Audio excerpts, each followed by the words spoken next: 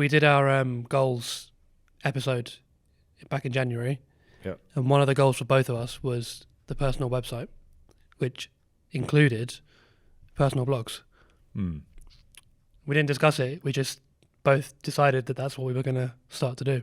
Yeah, I think I've always wanted to maintain a blog, and I've done it a few times, and then I just give up. I just decide, nah, I'm not going to do it anymore. Well, is that just down to the timing, effort? Because we also have to run blogs for here as well. Yeah. For the company. Well, which is where a lot of your... It's like the effort of actually, in order to start a website, you do need to put effort into it regularly. Otherwise, it's sort of pointless. So you have to keep fueling it. Yeah. Same with anything.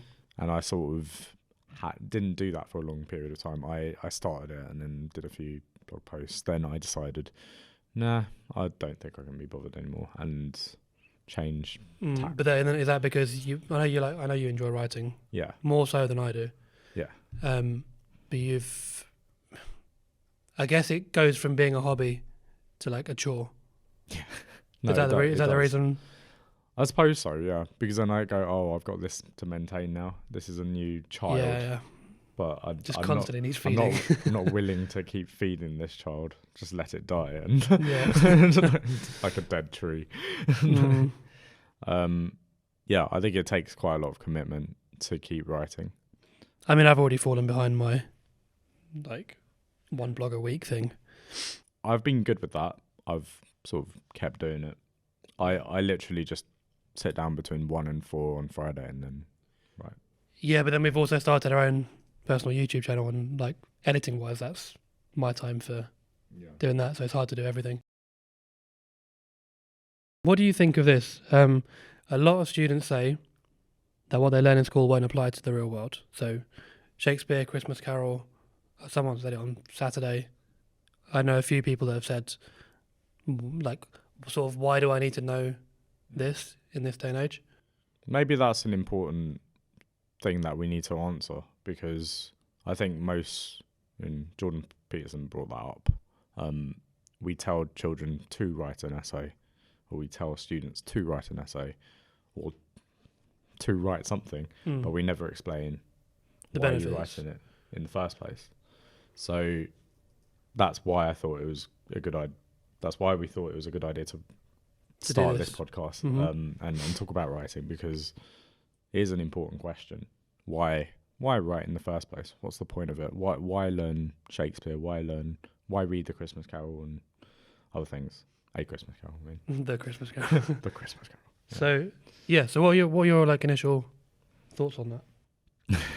I'm gonna say it's actually massively important. Because, well, first of all, I think it furnishes the mind. Well, if you study something like A Christmas Carol or Shakespeare or something like that, it's part of our cultural heritage and part of our history, literature, that kind of thing. Is the canon, as it were. Now, if you want to deviate from the canon, then that's up to you. But you should at least know the canon. You should know the basics of, culture, history, literature. If you don't, then you'll stand out as a bit of a sore thumb. And I think that's actually a good reason to learn something, because it's part of your identity to some extent. I don't think many people will feel that way now.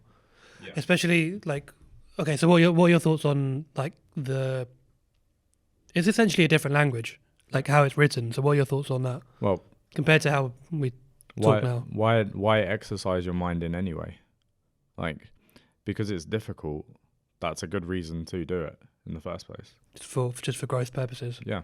It's like, why learn Latin? It's dead language. Why learn it? It's good mental exercise. There's value in just doing that. Yeah, true. And also there's sort of fringe benefits of learning something that you might think is disconnected from everything else. So I think my vocabulary has been helped along by studying Latin, for instance, because you know the roots of words, so you understand where they come from. Thus you're able to retain and improve your vocabulary. But let's take it back to sort of the basics. Yeah. So why learn how to like spell and Yeah, pretty much. Yeah, write grammatically? what's especially with everything that's out at the moment. Yeah. AI wise, what's the need when a couple of prompts can just throw up an entire fully sorted out email, for example. You'll get found out some point. If you were to go through life like just it's a bit like putting a maths equation into ChatGPT or something like that. Imagine someday it's able to answer that kind of thing.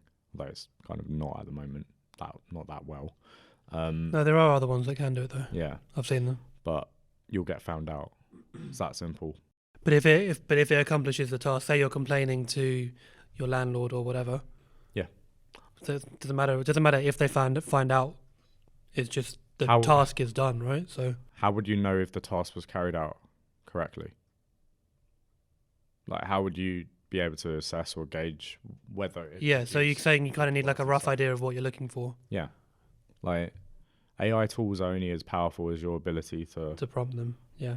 To prompt them and also evaluate their success in producing something. They've done studies on that, I think. I can't remember the study, but they've done studies where they took like I think it was actually like programmers or like coders or something like that, like quite difficult jobs, and they took them from the they took more able ones and less able ones and compared how they use these AI tools. But it was still super important because for them to check what the AI had produced, because the ones who just relied purely on AI made a lot of mistakes. The ones who didn't, who relied on AI and then also checked it carefully, they had a much higher success rate with whatever task they were doing. So I think that's very much the same thing with like getting something to write an email. You've still got to check through it. We've done that. So we've like, okay, how would you say this into ChatGPT or something like that? And then you've still got to make a lot of changes to it for it to actually work. How important is that sort of, writing in, say, I don't know, a corporate job? Say you want to like get an internship at a bank or, a graduate scheme or something like that. That's not, I would say, not directly related to writing. I've always said to students, like, for instance, whenever they do an exam or write an essay or something like that, writing is actually perfecting the art of presenting a certain form of yourself. Like, you've got to show yourself to be a top candidate. If you have those little tiny mistakes, might not seem that important, but they still influence people's feelings towards you. That's under whether rightly or wrongly, that's what happens. It's like an unconscious thing. Yeah. Okay. Fine. So if you have a CV, if you have a cover letter, there are mistakes in it, and it's not clear what you're talking about. Especially, I think that's the main thing. If you're not able to express your ideas clearly, then how are you going to get a job at? How are you going to get a top job anywhere? Even if you're like a builder or there's still an art of communication in it. There, like if you're not able to communicate ideas clearly, then people won't buy into it. Yeah, I think that's probably the key thing. Communicating your ideas. Now, I wanted to get better at communicating my thoughts by doing writing. But the other day, you said to me, you said I'm quite good at explaining what I'm thinking, or something along those lines. Yeah. And I thought I was okay, but I didn't realize like that you thought I was like actually quite good at it. I felt like I wasn't. No. Maybe I explain what I'm thinking, but my thoughts are more complex than what I'm actually saying out. You've improved at it. Like it's not. I wouldn't say it was like something that was. It's not No, I know. It's come with time, but I still wanted to improve more, and that's probably the main reason why I started writing. I think when you get really good, when you do a lot of writing, you become less concerned about when it becomes an art form, it's a bit different. And for Yeah, me, because it's like an interpretation rather yeah, than. sometimes I'm really happy when I write something slightly ambiguous because it's Thought provoking. thought provoking, and that's kind of what I'm aiming for. It depends what your aim is. Yeah, it But depends what the task what is. you're You good at. don't want to be doing that like in a direct email. That's like. What you're good at is like if you do some marketing copy or something like that, saying what you want to say really quickly and efficiently, and which is really good. Like that is that's one of the most important reasons to learn how to write, and it's one such use. But then there's also writing to entertain, which is different purposes. Yeah. different. Okay. Well, I mean, It's like if you watch a comic on stage or something like that, they won't always go directly to the punchline.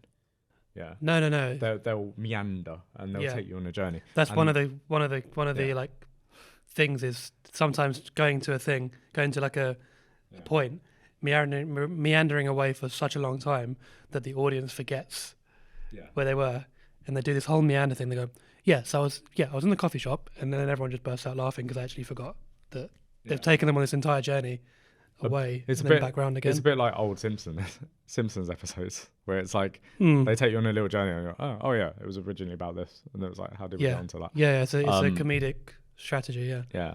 So same as like rule of three or like callback humor, and I think for me, and sometimes it gets in the way of what I want to produce is different from what sometimes I produce professionally. So as a writer, you need to learn how to change how you write according to the situation, according to the audience, according to what you're trying to get across. Yeah. So this was gonna bring me onto this next point, which is writing for different audiences, which is I guess what we're talking about now. So let's say you were writing to complain to. Let's go with the current situation that we're in. Complain to a landlord, or they won't listen to you. Complain to an estate agent for a leak that's happened in your property that was not your fault, but from the upstairs building, which is not related to you at all. Yeah. That they don't want to fix. Yeah, then obviously, like, you want to be, first of all, direct, explain the issue. Mm-hmm. And that goes into, like, explaining things with clarity is not something that people can immediately do. It takes a lot of practice. Some people take to it better, but I think it's mainly practice. Like, you've had sort of conversations with little kids and they're trying to explain something and it's like, it doesn't make sense, like what you're trying to say. They say a lot without saying anything. Yes, exactly. They're sort of meandering around the point. But with a complaint letter or something like that, you've got to be very clear about what the problem is. So communicate the problem. Yeah, communicate the problem. You don't want to be rude. You don't want to come across as rude, but you want to bring across the seriousness of the direct but not rude. Yes. The second you're rude, it's the whole how to win friends and influence people. Yeah. Like the second you're rude, they'll But also, you also want to aim at some form of resolution, like what will actually make you happy. Like, it's all very well having a complaint, but what you're trying to get out of it. Like, is there some compensation, or is there some fix, that they can implement or put into place? So those all have to be super clear when you make a complaint. And I think it's a skill for life, isn't it? So yeah, and it's something that you'd learn in GCSE English, although we don't do enough of it, and that's something that I really dislike about English language. So English literature, fine, study Shakespeare, study your texts, that kind of thing. But English language, there's not nearly enough functional English in it. It's way too, like, just to demonstrate like why it's problematic. You'd think that the highest average grade would be in language over literature, right? Because it should be dealing with easier things. It should be, yeah. But it isn't. Like, English language grades tend to be lower than English literature grades. that tells me that something's wrong. Yeah, which is kind of where we started the conversation. Is like, why do we need to learn about Shakespeare and all that sort of stuff? I think obviously there's it has its place, but things like this, letter of complaints, blah blah, is more relevant. They you will 100% need it at some point. They need to have a lot more functional English in English classes for GCSE students, because that's a really good time to actually introduce them to things like something that comes up a lot and every single year is when they're making applications to university or something like that, doing personal statements. They've never written anything like that before. How do they do it? So that's so that's a different purpose. I wanted to run through a few purposes. So writing to get like the leak sorted or something like letter of complaint. Give me some other. So persuade, inform, describe. What's the other one? Speech is kind of persuade, I suppose. But in day-to-day life, what we're gonna. You're mainly dealing with persuading and informing. I think those two functional uses are the most important. So informing, that could be just filling out a form. Can you fill it out properly? A lot of people can't fill out forms properly. A lot of people read forms and they don't go, okay, I don't know what that is. You've probably filled out forms, so you're like, I don't know what's happening. There's been some, yeah. So that's why I think we don't do nearly enough functional English in the classroom, and that is a fair point in favour of what students would say. So I think they're right. When will I use this? Well, we're not doing what they should be doing in some respect. So I'd be sort of in favour of doing a lot more functional English in class. I know they do things like write a letter to the MP, stuff like that, which is okay, but it's debates for and against and all of that. But probably still not enough. And it probably should be assessed more, because you can judge how effective a complaint letter is and that kind of thing. Like let's say in fact no, let's go on to the next thing, which I wanted to do was a quick game. 3 random jobs. I'm going to write down 3 random jobs. You're going to write down 3 random jobs. It's not predetermined. We're going to just write them down. Don't require they're just writing. Random jobs. And then we're going to see where writing would be involved.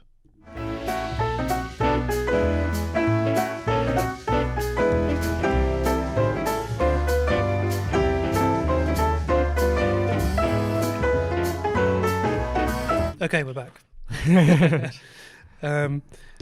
Would you like to go first, or would you like me to go first? You can go first. Okay. Fashion designer. You still need to articulate the purpose of your design, I suppose. So you need to... Anything that you design generally should have some sort of marketing... Like an explanation of why you've done it and the spiel behind the art. Yeah. Depends... I mean, are we talking like high fashion or... Yeah, or just fashion designer, yeah. So you're designing a fancy dress for, I don't know, a wedding or something, I don't know. Okay. I don't mean like you're designing a t-shirt for Primark. I mean like... Well, that's about telling a story, isn't it?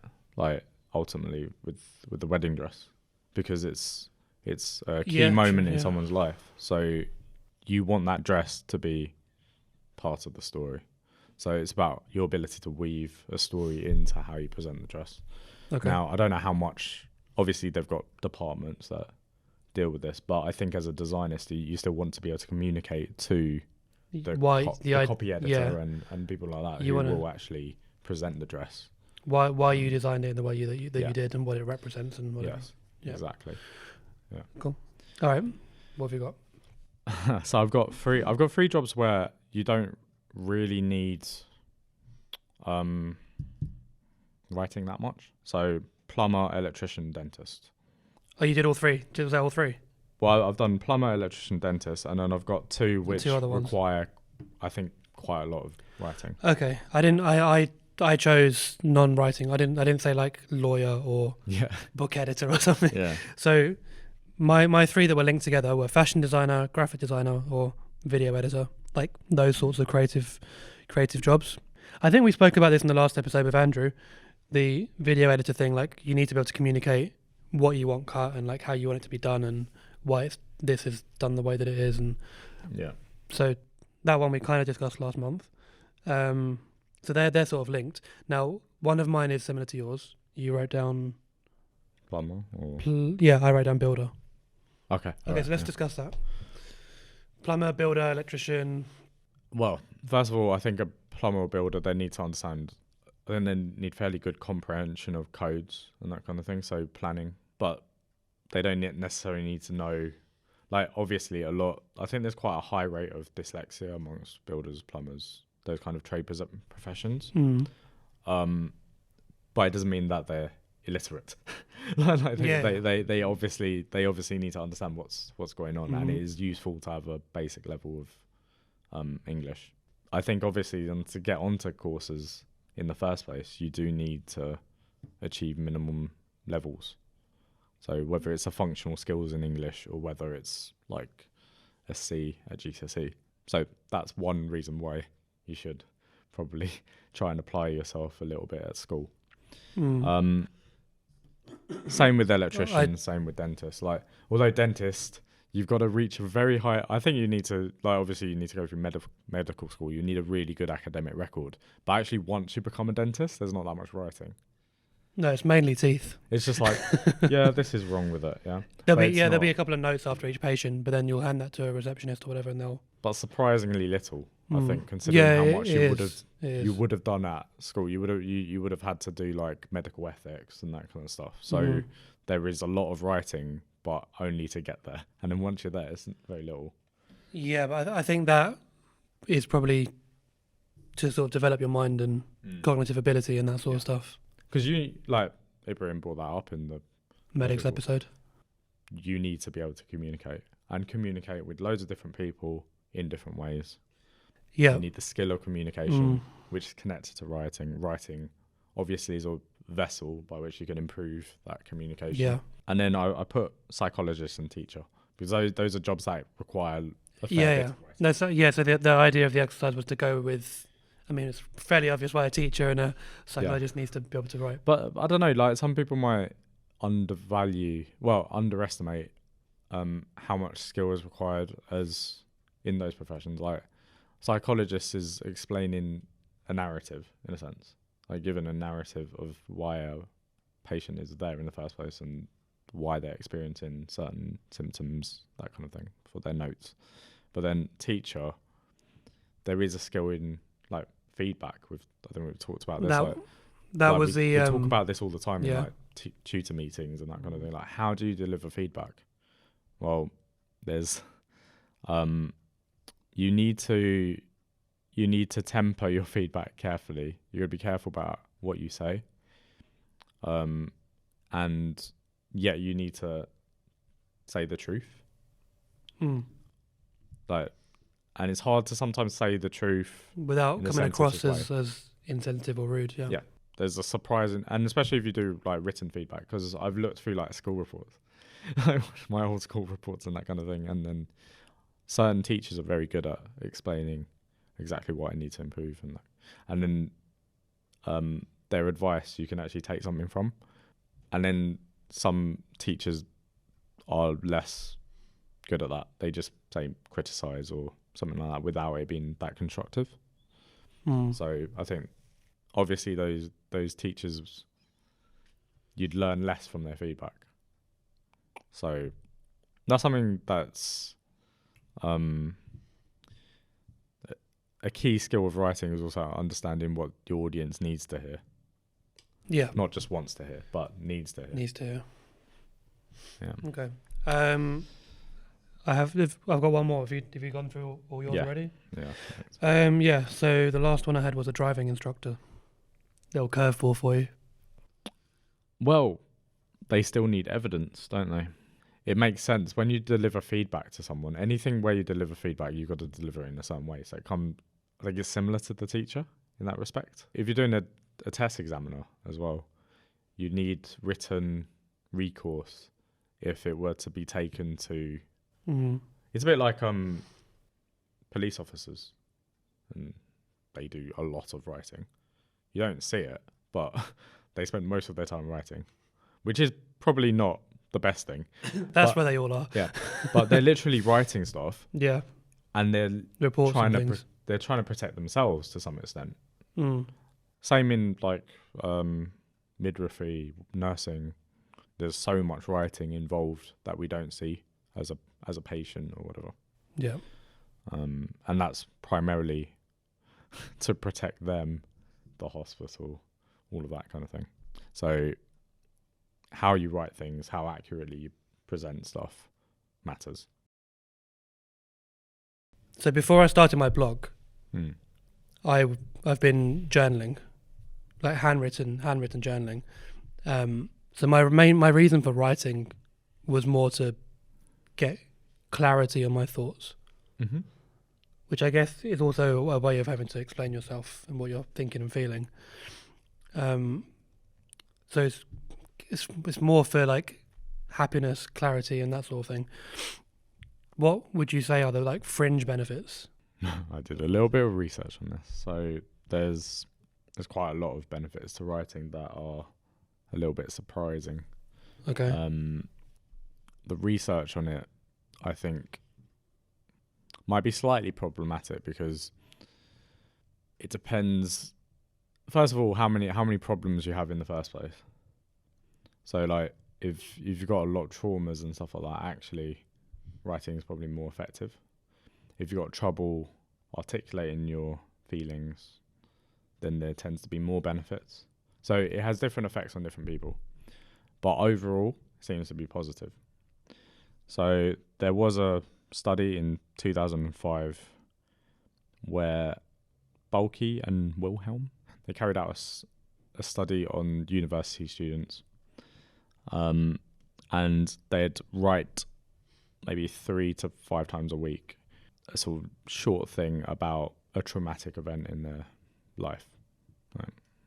So, instances of trauma in their life, and the effects were overall very beneficial. They had improved affect. So, improved affect is that they were able to express their emotions more accurately. Okay. It's kind of a weird psychological term, affect. Reduce stress, which has a lot of physiological benefits. Yeah, I think that's where a lot of the physiological benefits come from, is the reduced stress. This is why I started, because just a lot of thoughts going on all the time, and having them on paper. And they had fewer post-traumatic intrusion symptoms. So what that means is basically like flashbacks of the event. So they had few of them. It's difficult though, because when you write this sort of stuff down, you have to kind of relive it. You do, but then you have to relive it over and over again. You're able to let go of it more, probably.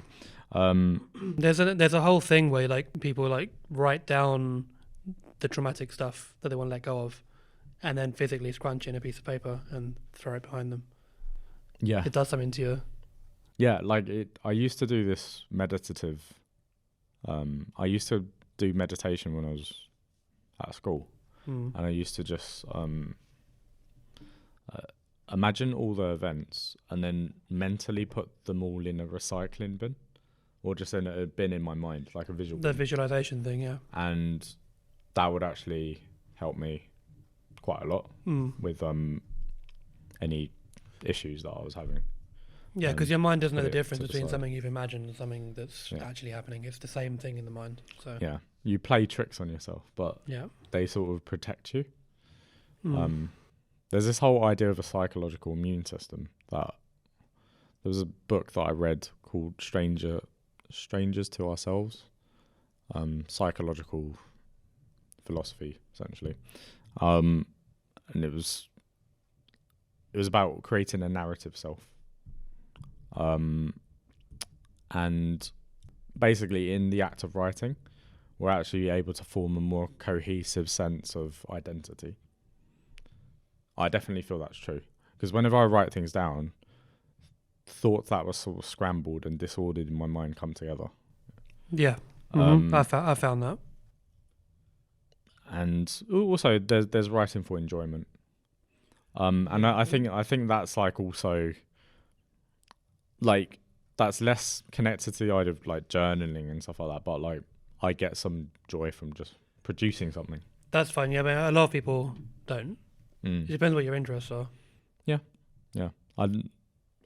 But I think if you were to try and, I think a lot of the time people don't enjoy writing because they think they're bad at it. It's not so much that Yeah. writing itself is painful; it's that their perception of their ability as a writer is the main problem. That's the main block. I think that's true because I've never been a big writer, Mm. or I never was a big reader either, up until like adulthood. Yeah. And yeah, I found that to be true, and I found myself actually starting to enjoy writing. Mm. They've also done a study using sort of based off the trauma sort of path. So I'm like, okay, all right. So you don't have trauma. Just imagine that you're not very traumatized and that kind of thing. You don't have like so many issues. What other benefits could accrue? They did a study involving critical thinking and like problem solving and cognition.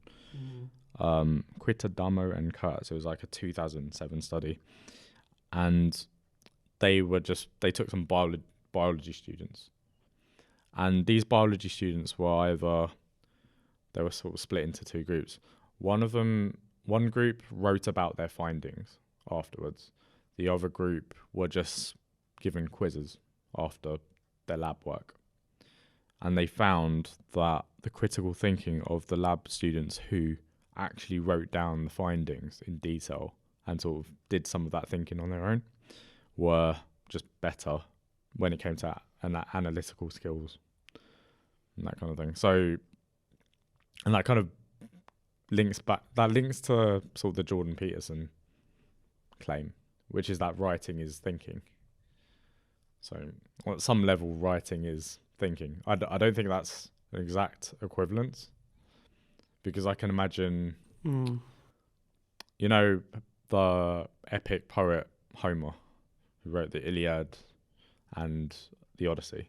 Yeah, so he's typically shown to be depicted as blind, so he couldn't necessarily write.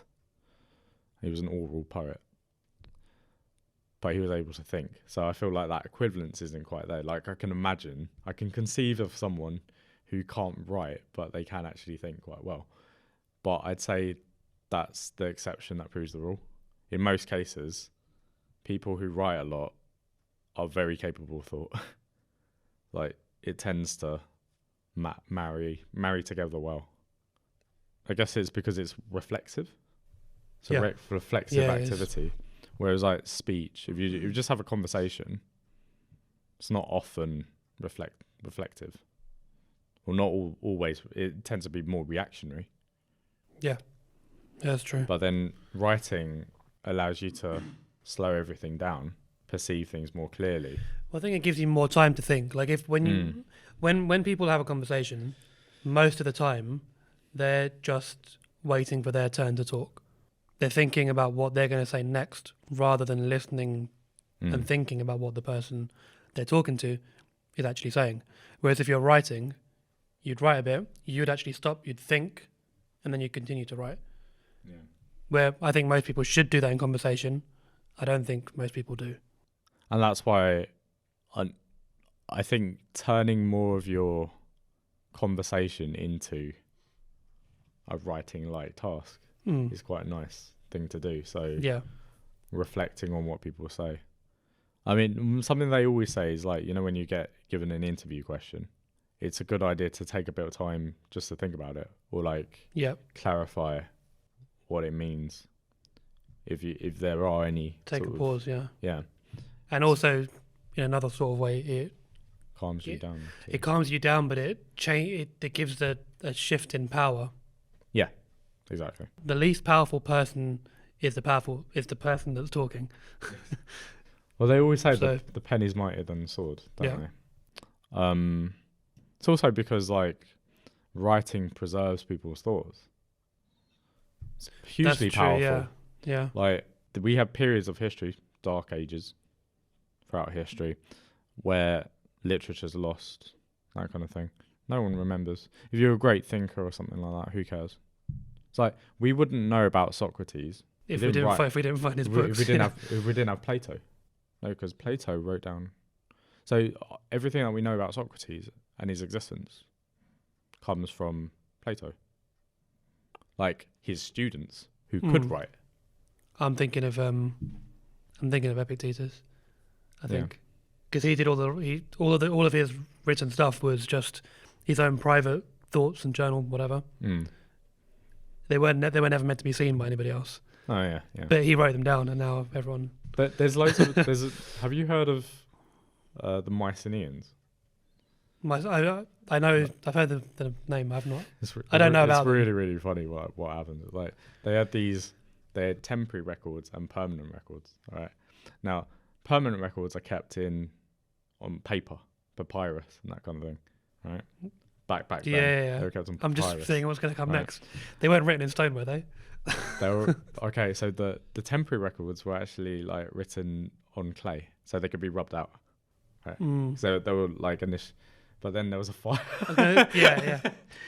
Yeah, I could see that coming. Like the Linear B was preserved as a language and that kind of thing. So like a lot of what we learned was from the temporary records, ironically, not the permanent ones.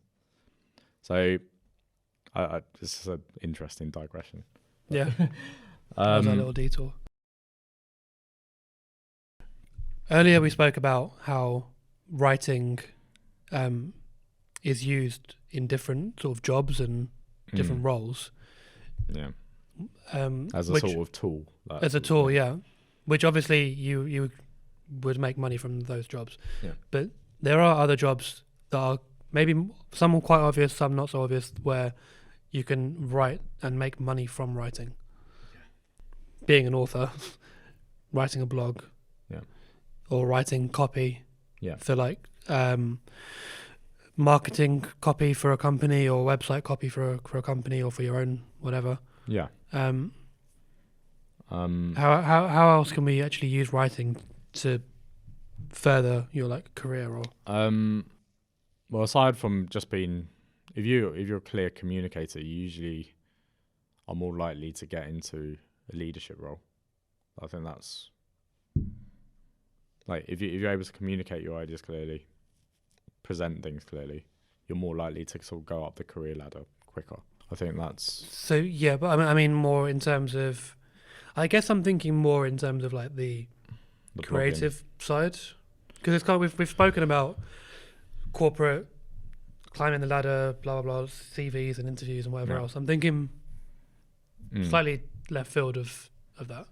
Well, I think you're talking about but you kind of mentioned blogging and that kind of thing. Right? Yeah. So okay, let me rephrase. Well, no, the blogging stuff is still like you can make money from blogging, but okay, let's put it this way. Let's say with what we do in the business, where do we use writing where you probably didn't see yourself needing to, or where most people wouldn't see themselves needing to? Well, it's like the internet exposure is predicated on you could either do video or sort of photos, GIFs, that kind of thing, and writing articles. So those are like the different ways that you can like reach audiences, so different mediums. And I'd say it's surprising how much writing we do just to present our ideas to the public about tuition and education. Because writing is showing your expertise, but it's also this sort of technical thing of search engine optimization, so SEO, drawing people to your site through keywords. And it's a bit different from how you'd approach writing if you just wanted to write something. You've got to approach it in a very different way. You've got to think about, first of all, what people are searching for, the kind of audience that you want to attract, the search engine side, so what keywords people are looking for. Then you've got to write good content that people read. You've also got to be quite strong visually. So you want to break up the text in ways that people read it effectively, like, and be able to navigate. Yeah.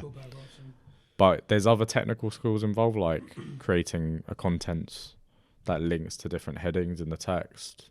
So that, well, I guess that's less writing. That's more like combines with technical. your technical skills. But I'm just saying that you marry all of those together when you do something like blog writing or something like that. See, I'm thinking more of like where I've had to use writing where I just was not expecting to need to. Where would you? I would say things like designing the leaflets and magazine adverts that we do. The writing, the copy for that. Captions for Instagram. Yeah. Oh, yeah. Like, you need a decent caption, depending on what the post is. Yeah. I'm thinking like it's like video editing, where we've got like let's say the essay video that we did a few weeks ago. Yeah. Having some stuff come up on screen that involves writing. And then I'm thinking posters for the front, for the A-boards, email campaigns that go out every couple of months to all the clients, and I'm supposed to go out every couple of months. That has a hell of a lot of copy in it. But you also need to write something interesting. Yeah, so I'm like where the writing is sort of appeared when I wasn't expecting it to. Yeah, I think there's quite a lot in if you want to promote a business or something like that, there's always a lot more writing than you'd initially think. But then even people that don't run a business, people that want to go into, like the kids that want to go into YouTube and they want to go into, I don't know, Instagram or whatever it is, like, YouTube descriptions and stuff with it, like optimizing titles, writing within the video, having some free downloads that go along with the video, like captions for Instagram, like these sorts of places. Like, so when kids say, why do I need to know Shakespeare and this and that, I'm never going to need to do it. I want to sort of show that it will appear in everything that you do. Well, I think it is a bit different. So it depends what it's a different purpose, but it's still writing. It depends what you're pushing in the first place as to how much you'll need Shakespeare. I just think that you should know it because I'm not speaking specifically about that, but I'm saying just writing in general, knowing how to write well does appear in pretty much everything. The trouble is like this idea of writing well, I wouldn't necessarily say it's like good writing. It's just effective for its purpose. So it just depends on the platform, on the audience. Yeah, it's like PG Woodhouse would probably not be very good at marketing copy, but he's a hell of a writer. Really, really brilliant writer. Probably one of the most skilled comic writers. But you wouldn't say he's good at that. So different people are good at different things. Yeah, I mean, we did speak earlier about the different writing for different audiences. But yeah, it is always surprising how much writing you need. Especially if you run a business. Like, I've seen so many businesses that their site presence is quite poor because they're not writing anywhere near enough. And I think that's the main thing, is like most people they don't write nearly enough to actually push their business in the first place. They have no presence online because they're not writing anything. Well, they're relying on word of mouth probably. Yeah. But they could leverage some other leverage a different audience almost. Like they could bring in a lot more customers. And that's always a good thing. Like if you can you've obviously got your like faithfuls, your local people and that kind of thing, but you want to aim for more than that, because that gives you a lot more flexibility when it comes to pricing, when it comes to other things. Yeah. Exposure. Yeah, I mean, it's fine if you're a bakery or something like that. Maybe you don't need to do quite as much writing as a tuition company. Tuition company probably should do quite a lot of writing. Yeah, but then the bakery stuff, that's where like email campaigns and Instagram captions and things come Promotions. in. They might want to write recipe books. Yeah. To expand, like. Yeah, like you got to think a bit creatively and out of the box. I think that's so. Writing's always important, but yeah, and it arguably in some fields is more important. Right. So to finish off, we are going to give 5, what we think are 5 quick tips to improve your writing. Yeah. So the first thing is planning what you write. Yeah. Which none of the kids ever want to do. They don't want to do it, but what you do find is if they spend like 5 minutes thinking about something, putting something together, having a structure is then they tend to write better things. Or have an approach to writing something. That's very important. Yeah, it's the whole like thinking before you, like we spoke about earlier. It does help. Practice. So practice, which includes sort of feedback, peer feedback, community feedback. So you were talking about like joining a writing group. Yeah, a writing group. Yeah. So at university, I joined the Creative Writing Society writers block at Birmingham. It's a very good name. Yeah, writers block. And it was just good because you meet there, you hear other people's stuff, you get you have to do some writing. You have to produce, and that's quite a useful thing. Like you have to produce in that like 20-30 minutes that you have to write, and then you read out what you've produced. So you get used to hearing some critical feedback. It depends how you take the feedback, but I think it's also not just about feedback, but it's about accountability. Yeah, and pushing each other forward.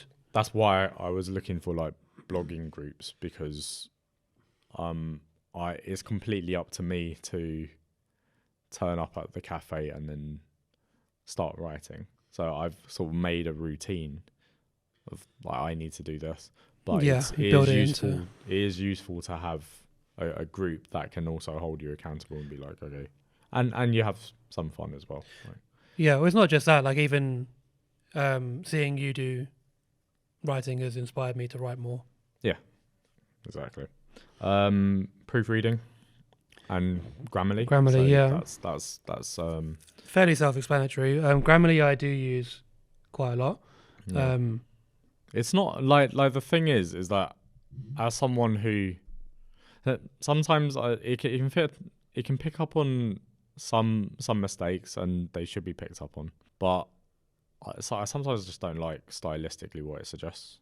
Like, but you can give it different prompts, and you can change the style of it based on. It sometimes picks out things that just doesn't sound very good, but for those are like little mistakes here and there, so like 10 consistency or little typos and stuff is very good. I do find the AI is quite good on Grammarly. You can click on shorten this or make it more formal or change the tone to friendly, whatever it is. It's quite good at that sort of stuff. Kind of an obvious one, reading more. Yeah. And reading a range of things. Yeah. I'm not very good at reading a range of things. I kind of tend to read the same type of books, as you can probably see. Yeah. It just means that you've got more tools. If you're able to read a range of stuff, then you're able to change up how you write and approach things. Yeah, and it'll probably help you find your style. You'll improve your vocabulary. Yeah. Improve how you think about what you're writing. And also a lot of kids, especially because we deal with students all the time, they'll fall into the habit of reading one book or a certain type of book or one all author. The time. Yeah. And it is important to have a bit of variety, otherwise they're not going to change or develop. Use of techniques. So a lot of people don't necessarily, they learn about metaphors, similes, personification, that kind of thing, but how much do they use them? Probably not enough. A lot of the time. Yeah, I think people overuse similes, but don't They don't understand metaphors. That's why they don't use metaphors and personification as much as they should. I think a lot of similes can be moved over to those two to make it more interesting. Yeah, it's a lot stronger to use a metaphor than it is a simile, especially when you're explaining something. But also just using analogies and that kind of thing. Some people could use that to explain things. More. And then extends the range of expressions and words that you know, which will come from the previous. Come from reading, and it comes from reading. But I actually think reading is not as effective for expanding vocabulary as just learning words and then using them in different contexts. So, like you even using flashcards, learning some new words. I know a lot of adults don't want to do that. But you get your kids to do it, so yeah. Like, I learn a lot from, like, when I find out a new word, it makes me really happy. I'm like, new word, I can use this. Do you have a new word that you've found recently at all? New word, not so recently, but it made me happy when like one of our students recently used what word was it? Conspicuous. He used the word conspicuous. Which I thought was weird because, like, you kind of know the word. Weirdly, you kind of know the word inconspicuous before you know what the word conspicuous is. But he was like, "What's an?" But he. So this is how old was it? How old is he? He's a 10-year-old, and it was really nice because we'd been working on vocabulary, and he wouldn't have used this word if we hadn't done so much work on vocabulary, and he said, "Okay, what's an antonym for conspicuous?" Well, he used the word antonym. Yeah. Oh well. Yeah. And I was like, that was brilliant. So I was like, okay, well, there is this word, inconspicuous, that you can use, which actually means. Yeah, I think what we'll do is we'll leave a link to the whiz cards in the description. So they're a set of vocabulary cards that are quite synonyms and antonyms, and lots of interesting words on there. Those were the 5 tips. And obviously, to improve writing, the best thing you can do is just to do it more. Yeah. It's surprising that, like, there's some people who are brilliant readers, like, even amongst students and stuff like that. They're brilliant readers, brilliant at comprehension, but they really struggle with writing. So it shows that those skills are actually, they're not as connected as people. They are connected, but they're not as connected as people think. Well, I think they're connected if you actually do it. Yeah. Because if you don't write, then they're not going to be connected. But if you do, that stuff will translate across. And that sort of writing more gives you more confidence to be a good writer, and then you become a good writer. It's like anything, small steps, compound. Yeah. Exactly. Thanks for joining us. If you are watching us on YouTube, don't forget to like and subscribe. If you're listening to us on Apple or Spotify, just drop us a follow. That'll be really useful. And we'll see you again next month.